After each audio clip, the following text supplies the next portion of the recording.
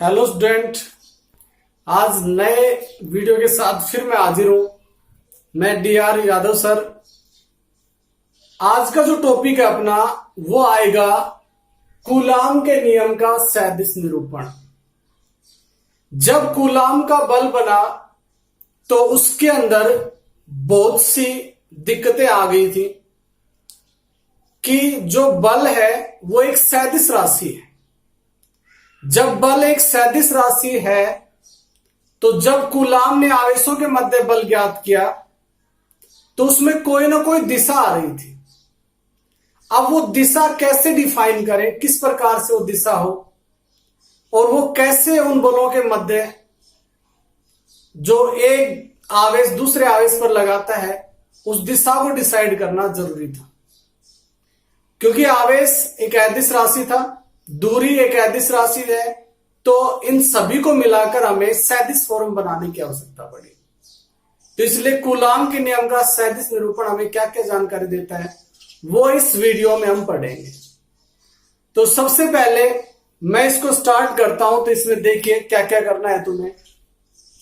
हम पहले लेते हैं निर्देश तंत्र, क्योंकि अदिश राशियों को रिप्रेजेंट करने के लिए किसी निर्देश तंत्र की आवश्यकता नहीं होती है। निर्देश तंत्र फ्रेम ऑफ रेफरेंस पर इनको हम नहीं ले सकते, लेकिन सैद्धांतिक राशियों को रिप्रेजेंट करने के लिए हमें निर्देश तंत्र की आवश्यकता होगी। किसी भी वस्तु की स्थिति बताने के लिए हमें निर्देश तंत्र लेना आवश्यक है। इसलिए मैं इसके अंदर सबसे पहले निर्देश तंत्र मानता हूं कि जिसका मूल बिंदु O है, ये O इसका मूल बिंदु है। ये एक मैंने निर्देश तंत्र लिया। इस निर्देश तंत्र पर दो आवेशों की पोजीशन ली मैंने। एक आवेश ले लिया यहां से Q1, दूसरा आवेश जो Q1 आवेश मैंने लिया उसका डिस्टेंस था यहां से R1। इसका स्थिति सैद्धांतिक है R1 निर्देश तंत्र के मूल बिंदु से। दूसरा मैं आवेश लेता हूं यहां से और ये कहलाएगा Q2 आवेश जो इस बिंदु पर लिया मैंने, और इसका स्थिति सैद्धांतिक है अपने पास R2। ये इसका स्थिति सैद्धांतिक है, क्योंकि इनको सैद्धांतिक तंत्र पर लेना आवश्यक है। अब इसके बाद में इन दोनों के बीच का मैं डिस्टेंस देखता हूं, तो इन दोनों का डिस्टेंस मान लो R है। इस R का यूनिट वेक्टर अलग अलग प्रकार से डिसाइड होगा। इस आवेश के लिए कुछ होगा, इस आवेश के लिए कुछ होगा। अब ये जो Q1 आवेश है ये Q2 आवेश पर यहां जो बल लगा रहा है उसका नाम है F21। ये बल इस पर आरोपित कर रहा है।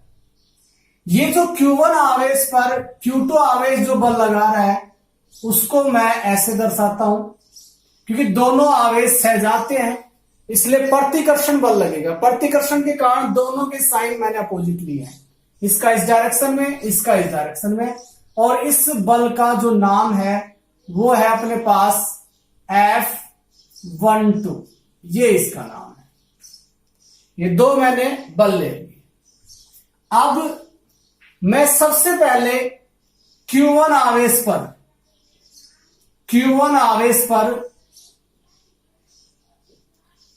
Q2 आवेश के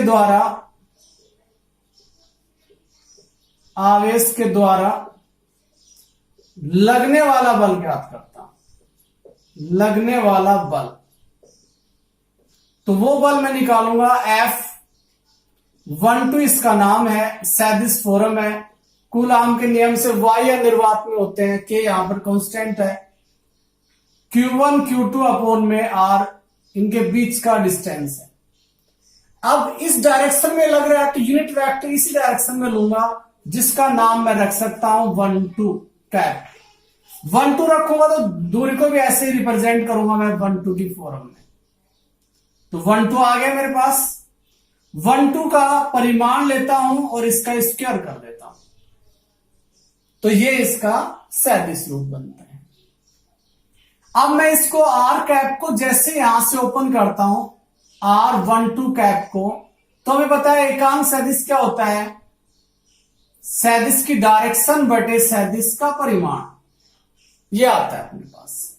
इसको हम परिमाण फॉर्म कहेंगे। अब इस वैल्यू को जब मैं इसमें पुट करता हूं तो ये आएगा मेरे पास F12 सैदिश equal to K Q1 Q2 upon में, इसको रखूंगा तो R12 सैदिश, और यहां पर अपने पास R12 और इसका मोड और इसकी पावर 2 है, तो यहां इसकी वैल्यू आएगी R12 सैदिश, ये आ गया। इन दोनों को जब आपस में मल्टीप्लाई करता हूं तो इसकी पावर 1 है, तो ये दोनों ऐड होकर पावर 3 में चले जाएंगे। तो आगे मैं इसको यहां से हटा देता हूं और इसकी पावर कितनी कर देता हूं, मैं यहां पर 3 कर देता हूं।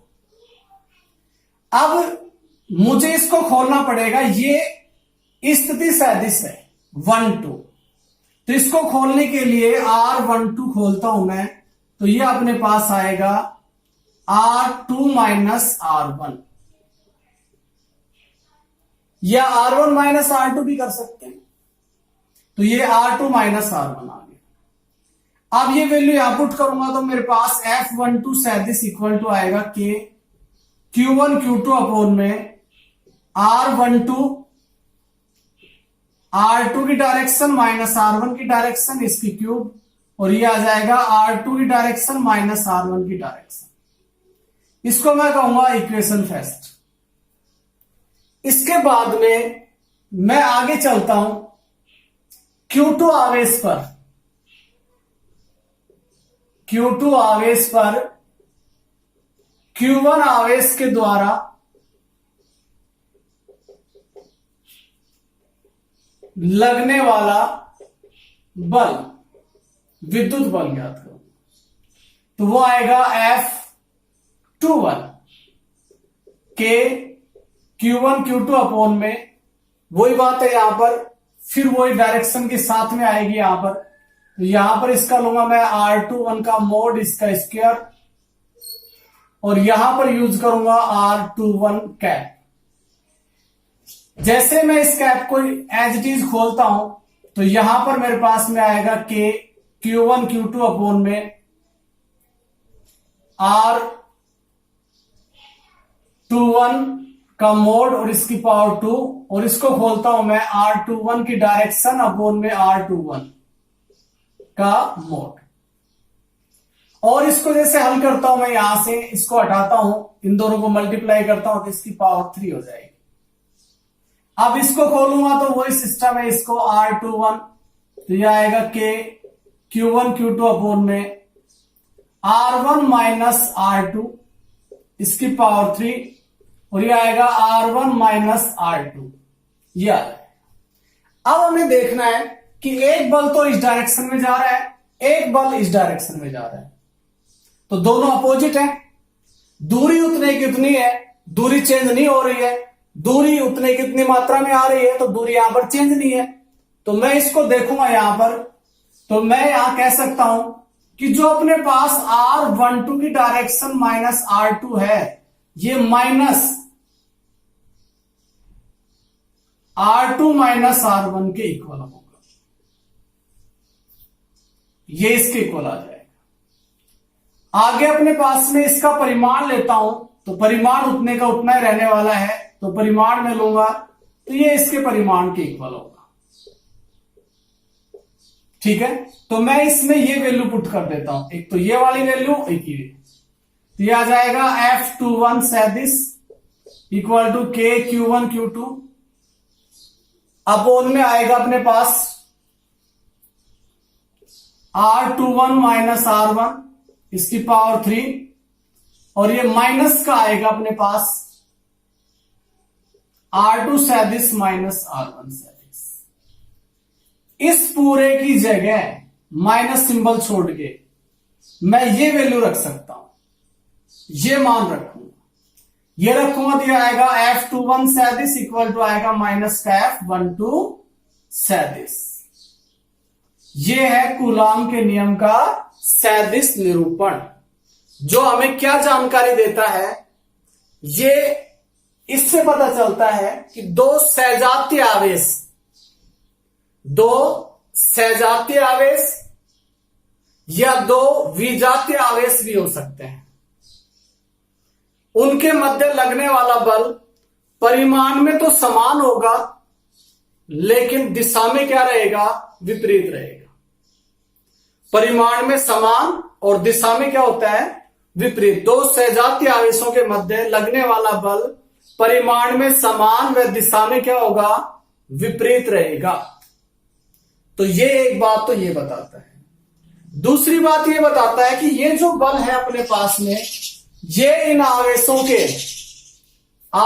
के केंद्रों को मिलाने वाली रेखा के बिल्कुल लंबवत, मतलब बिल्कुल सीधी लाइन, बिल्कुल लंबवत लगता है। ये दूसरी बात बताता है। तीसरी बात अपने पास में आती है, वो ये है कि जो कूलाम का बल है वो न्यूटन की गति के तीसरे नियम का पालन करता है। न्यूटन की गति का तीसरा नियम है, उसका पालन करता है कूलाम का बल। तो ये कूलाम के नियम का सदिश निरूपण था जो हमें ये जानकारी देता है। इसके बाद में हम आगे एक बात और जान लेते हैं।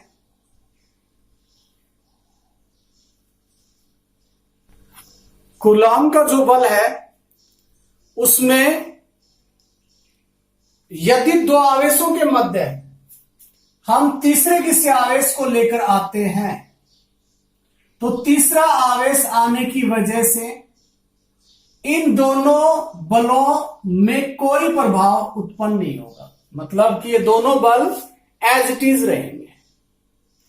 कोई भी अपने पास आवेश है, उनके दो आवेश हैं, 3 है, 4 है, जितने भी हैं, उनके मध्य कोई अदर आवेश आता है तो वहां पर कूलाम का बल प्रभावित नहीं होता है। पहले जो था बाद में भी वही रहने वाला है। इसी वजह से कूलाम के बल में जो आवेशों का समूह लिया जाता है वो अध्यारोपण के सिद्धांत का पालन करता है। इसी वजह से पालन करता है। यदि बल प्रभावित हो जाते हैं तो वहां पर अध्यारोपण का सिद्धांत नहीं लगेगा। ये बात क्लियर है। इसलिए इनके अंदर हम अध्यारोपण का सिद्धांत भी अगला टॉपिक पढ़ेंगे, क्योंकि बल प्रभावित नहीं होते हैं तो हम सभी बलों को जोड़कर कुल आवेश निकाल सकते हैं, निकाय का कुल बल निकाल सकते हैं कितना है। तो इस प्रकार से हम कूलाम के सदिश निरूपण का अध्ययन करें। नेक्स्ट टॉपिक अपना है कूलाम के बल से, कूलाम बल से संबंधित महत्वपूर्ण बिंदु। ये छोटे छोटे क्वेश्चन बनते हैं, इंपॉर्टेंट क्वेश्चन होते हैं। तो पहला अपना यह आता है कि कूलाम जो बल है वो कितनी दूरी तक लागू होता है। तो कूलाम बल है उसमें दूरी का मान सदैव 10⁻⁻15 मीटर से ज्यादा होना चाहिए। इससे कम दूरी आ गई तो मान लो परमाणु है, परमाणु के अंदर नाभिक है, नाभिक के चारों ओर इलेक्ट्रॉन चक्कर लगा रहे हैं, तो ये दूरी है। परमाणु की जो त्रिज्या होती है वो लगभग इसी कोटि की होती है, तो यहां पर इलेक्ट्रॉन और इनके बीच में ये बल लग सकता है। यदि इससे कम बल कर दिया जाता है, कम दूरी कर दी जाती है, तो वहां पर नाभिकीय बल लगने लग जाता है, नाभिकीय बल लगता है। तो इससे कम दूरी पर लागू नहीं होगा, इससे ज्यादा दूरी पर कूलाम बल लागू हो सकता है, इससे कम दूरी पर लागू नहीं होगा। दूसरी बात हम देखते हैं कि जो अपने पास में कूलाम बल के अंदर दोनों आवेश एक तो बिंदुवत होने चाहिए, दूसरा स्थिर होने चाहिए, मतलब वो गति नहीं करने चाहिए। यदि वो दोनों आवेश गति करते हैं तो वहां पर स्थिर विद्युत की आकर्षण बल है वो कम हो जाता है और चुंबकीय बल प्रभावी हो जाते हैं। तो गतिशील बल है उसमें स्थिर विद्युत की बल तो रहेगा, साथ में चुंबकीय बल और ऐड हो जाते हैं। इसलिए स्थिर आवेश ही होने चाहिए, बिंदुवत होने चाहिए, ज्यादा मात्रा में नहीं होने चाहिए। यह कूलाम का दूसरा था। इसके बाद में तीसरा पॉइंट आता है अपने पास में, वो ये है कि मान लीजिए दो आवेश है अपने पास, इन दोनों आवेशों के मध्य कोई तीसरा आवेश Q3 आ जाता है, तो इनके मध्य जो बल लग रहा था, मान लो पहले इस आवेश पर इस आवेश के कारण F1 बल लग रहा था और इस Q2 आवेश पर Q2 आवेश के द्वारा F2 बल लग रहा था। पहले ये बल लग रहे थे Q3 आवेश के आने से पहले। जैसे ही Q3 आवेश आता है तो इन बलों में कोई चेंजमेंट नहीं होगा और ये Q3 इस पर भी बल लगाएगा, इस पर भी बल लगाएगा, ये दोनों मिलकर इस पर भी बल लगाएंगे, इस पर भी बल लगाएंगे। तो इसलिए कहने का अर्थ यह है कि इन दोनों के मध्य जो बल पहले लग रहा था वो बल चेंज नहीं होगा, एज इट इज रहेगा। इसी कारण से ये अध्यारोपण के सिद्धांत का पालन करते हैं, तो अध्यारोपण का सिद्धांत लागू हो जाएगा। नंबर 4 पॉइंट अपने पास में ये है कि जो कूलाम का नियम है वो व्युत्क्रम वर्ग नियम का पालन करता है। व्युत्क्रम वर्ग नियम क्या है? दूरी के व्युत्क्रमानुपाती होता है और वर्ग कितना है? 2, कि दूरी की घात 2 के व्युत्क्रमानुपाती रहेगा। मतलब कि दूरी यदि बढ़ा दी जाएगी आवेशों के मध्य, यदि दूरी को बढ़ा दोगे तो बल का मान कम हो जाएगा। कितना गुना कम हो जाएगा? उस दूरी का स्क्वायर गुना कम होगा। जैसे मान लो 10 मीटर दूरी है तो बल कितना कम होगा? 1/100 गुना कम होगा। इस प्रकार से मान लो यदि मैं दो आवेशों के मध्य की दूरी को आधी कर देता हूं, आधी करेंगे तो इसको r/2, तो यहां पर r/2 का वर्ग करो, तो वर्ग करोगे तो क्या आएगा? ये आ जाएगा अपने पास में 1/r²/4, 4 ऊपर चला जाएगा तो ये आ जाएगा 4 1/r²। तो पहले 1/r² था, अब कितना गुना हो गया? 4 गुना हो गया। तो इसलिए दूरी को कम करोगे तो बल बढ़ेगा और दूरी को बढ़ाओगे तो बल घटेगा। तो इसलिए ये व्युत्क्रम वर्ग नियम का पालन करता है। एक और बात है यहां पर इंपॉर्टेंट कि ये संरक्षी बल होते हैं। कैसे बल होते हैं? ये संरक्षी बल होते हैं। जो अपने पास संरक्षी बल है उसमें क्या होता है कि किया गया कार्य है ना, वो पथ पर निर्भर नहीं करता है। किया गया कुल कार्य किस पर निर्भर नहीं करता है? पथ पर। ये 11th में पढ़ा था संरक्षी बल क्या होते हैं, असंरक्षी बल क्या होते हैं। तो यहां पथ के ऊपर वो निर्भर नहीं करता है, तो संरक्षी बल है। तो यहां पर भी जो भी काम करेंगे आवेश को लाने में, ले जाने में, स्थिर रखने में, तो स्थिर आवेश के पास कौन सी ऊर्जा होगी? स्थितिज ऊर्जा होगी। तो वहां पर कार्य करेंगे उसके द्वारा, तो कार्य करेंगे तो वो संरक्षी बल होंगे। किया गया कार्य पथ पर डिपेंड नहीं करता है, केवल प्रारंभिक और अंतिम बिंदु पर डिपेंड करेगा। मान लो यहां से यहां तक लेके गए इस आवेश Q2 को, तो ये पूरा पथ है ना, इस पर डिपेंड नहीं करेगा, केवल इसके इस पोजीशन पर और इस पोजीशन पर डिपेंड करेगा, इसलिए संरक्षी है। तो आज के लिए इतना ही काफी है। एक टॉपिक हो गया, कुछ इंपोर्टेंट क्वेश्चन हो गए। मिलते हैं नेक्स्ट वीडियो में। Thank you.